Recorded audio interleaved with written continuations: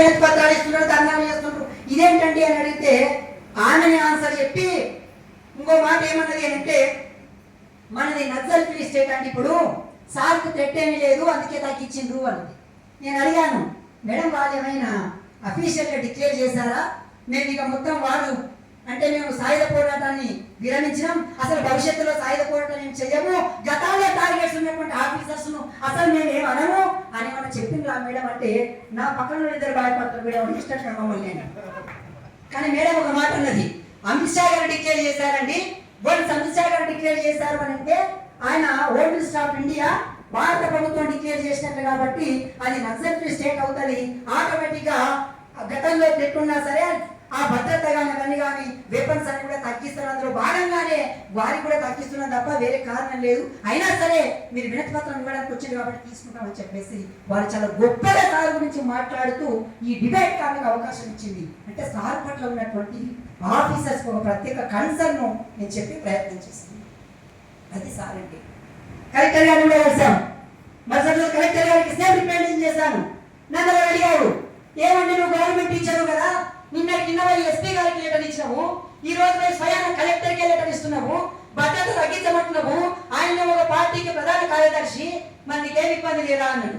మరి అదేంటి భయ్, డెమోక్రటిక్ గా నేను ఒక స్పేరోను, ఆయన ఫౌండర్ చైర్మన్, ఆయన ఒక ఐపీఎస్ ఆఫీసర్, అసిస్టెంట్ డీజీపీ, ఈ రాష్ట్రంలో లక్షలాది మంది పేద విద్యార్థుల కోసం పనిచేసిన ఒక ఆఫీసరే కాకుండా పోలీస్ డిపార్ట్మెంట్ లో టాప్ 10 ఆఫీసర్స్ లో ఒకరైనప్పుడు డెమోక్రటిక్ గా రక్షించమని అడగడంలో నేను గవర్నమెంట్ ఎంప్లాయీ అయితే తప్పేముంది అని చెప్పేసి కలెక్టర్ గారి ముందని అడిగితే వారు కన్విన్స్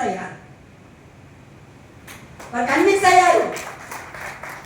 మనకి ఎక్కడో భయం ఉండడం వల్ల స్వేరో మీటింగ్ కూడా రావాలన్నా వద్దా, ఈ మీటింగ్ వస్తే ప్రవీణ్ సార్ వస్తున్నాడు కదా, మనం ఎట్లా ఇంత భయంగా మనం ఉంటే మనం స్వేర ఉద్యమాన్ని నిర్మించడం కాదు కదా, ఇక రాజ్యాధికారమైన సంగతిని మర్చిపోవాలి. మనం ఇప్పటికీ చాలా ఏం సౌఖ్యం కదా, చాలా ప్రమాదాలు ఉన్నాయి, ప్రతిరోజు ఇబ్బందులు ఉన్నాయి. ఇందాక అందరూ మాట్లాడుకుంటా సార్ రక్షించుకోవాలి, కిరణ్ కుమార్ సార్ కూడా రక్షించుకోవాలని ఎవరంటే కిరణ్ కుమార్ సార్కి ఏముంది రక్షించుకునికే, మనల్ని కొంతమంది అనుకుంటుంటారు ఈయనకే ఉందని ఈయన రక్షించుకోవాలి. పెట్టుకునేది చాలా సీరియస్ గా, అంత ఈజీగా లేదు. ఈ మీటింగ్ నేను చెప్పాను కదా, మళ్ళా ఈ మీటింగ్ ఎవ్రీ మినిట్ ఇంటెలిజెన్స్ మనల్ని వాచ్ చేస్తా ఉన్నది. ఏం మాట్లాడుతున్నాడు కిరణ్ కుమార్, ఉదయం లేచినప్పటి నుంచి సాయంత్రం వరకు ఎవరి కోసం పని చేస్తున్నాడు, ఏం పని చేస్తున్నాడు, ఎవ్రీథింగ్ వారి దగ్గర ఉన్నది. నన్ను ఎంత భయపెట్టాలంటే మనల్ని వాళ్ళు భయపడలేదు కాక నన్ను భయపెడతారు. అంటే పోయి నువ్వు ఆర్ఎస్పీ ఫోటో డీపీగా పెట్టుకున్నావు, అసలు విజయ్ ఎక్కడ పెట్టుకున్నావు, ఆయన చాలా దూరం ఉంటాడు, మరి దూరం ఉంటే ఆయన పెట్టుకోవచ్చు కానీ మన పక్కన డీపీ పెట్టుకుంటే అది ఇదేంది అంటే మన నాయకుడి ఫోటోని మనం డీపీగా పెట్టుకోవడానికి కూడా భయపడే స్థాయిలో ఇక ఈ ఆర్థిక శక్తిని, ఈ కుల శక్తిని, ఈ రకరకాల బలాలను అధిగమించి ఎట్లా పవర్లోకి వస్తావు, రేపు సార్ ఎట్లా పవర్లోకి తీసుకురావాలంటావు. మనమే అంటున్నాం మళ్ళా రేపు సార్ గ్యారంటీ పవర్లోకి వస్తాడు, రేపు సారు మన సారే రేపు హోమ్ మినిస్టర్, మన సారే రేపు డిప్యూటీ సీఎం. పరిస్థితులు అయితే నిజంగా నాయకుడు మొదట చెప్పిన మాట నిలబెట్టుకుంటే, దళితుడినే ముఖ్యమంత్రి అనే మాటను నిలబెట్టుకుంటే సారే ముఖ్యమంత్రి అని మనమే అంటున్నాం. అంటే 3 ఆప్షన్లు మనమే ఇస్తున్నాం. చట్టసభల కోతలు అంటున్నాం, లేదంటే హోంశాఖ అంటున్నాం, డిప్యూటీ అంటున్నాం, అవసరమైతే అసలు సీటే అంటున్నాం. కానీ డీపీ పెట్టుకుంటే మీరు భయపడి నన్ను భయపడిస్తున్నారు.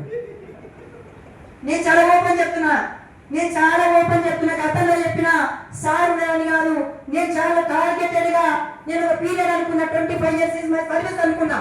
2005 లో పాయింట్ అయినా 2025 నవంబర్ 15కు నేను అనుకున్న 25 సంవత్సరాల సర్వీసు నేను పూర్తి చేశాను.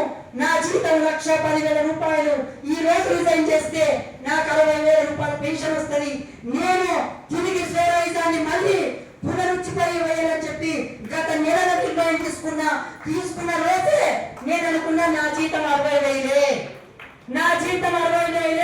అని నేను నిర్ణయం తీసుకుని ఈ గెట్ టుగెదర్ ప్లాన్ చేసిన తప్ప ఏదో ఆషామాషిగా వీళ్ళేమంటారో వాళ్ళేమంటారో, ఆ నాయకుడు ఏమంటాడో ఈ నాయకుడు ఏమంటాడో దీనికోసం భయపడి చేసింది కాదు. నేను చాలా స్పష్టంగా ఉన్నా. సార్ చాలా సార్లు అంటుంటారు ఆర్థిక విషయాలు ఏమన్నా ఉంటే ఇంట్లో అనుమతి తీసుకోవాలన్నాడు.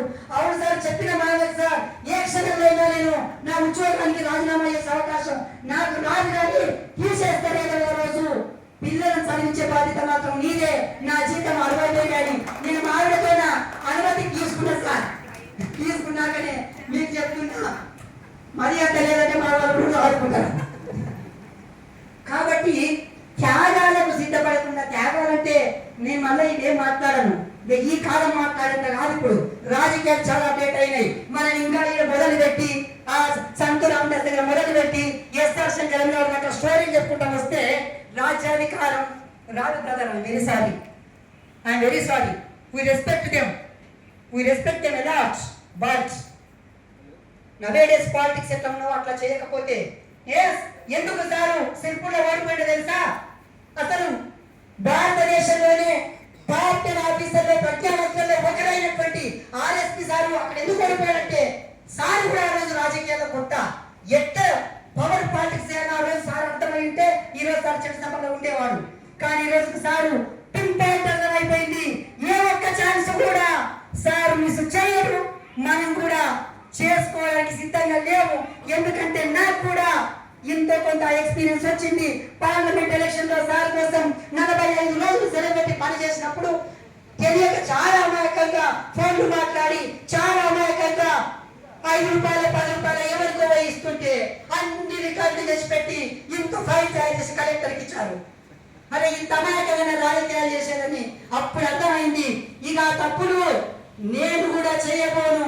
సార్ ఏ పవర్ పాలిటిక్స్ అయితే చేయబోతున్నాడో అదే అడుగుదాలలో సార్ అధికారంలోకి వస్తే కిరణ్ కుమార్ వచ్చినట్లే, సురేష్ వచ్చినట్లే, అరుణ్ వచ్చినట్లే, ఇదప్పుడు అందరూ పవర్ లోకి వచ్చినట్లే అని నేనైతే బలంగా నమ్ముతున్నా.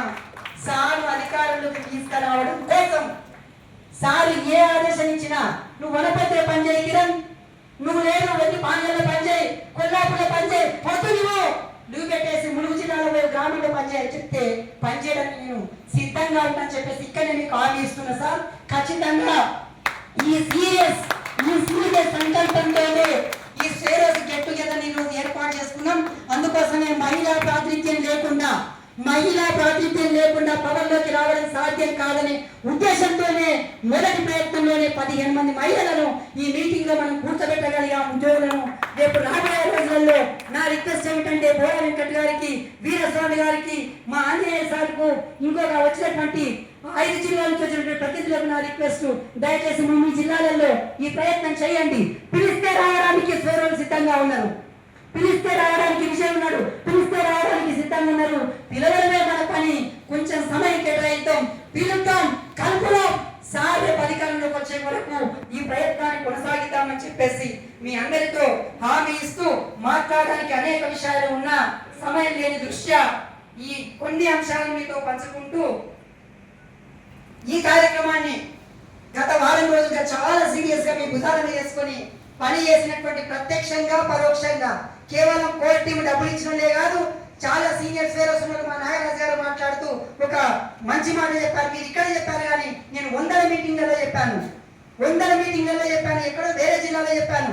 నన్ను స్వేరో నెట్వర్క్ స్పాన్సర్ చేసి బలవంతంగా రిటైర్డ్ గస్టెడ్ ఉద్యోగుల బిల్డింగ్ లోకి తీసుకెళ్లిన వ్యక్తి గోపాల్.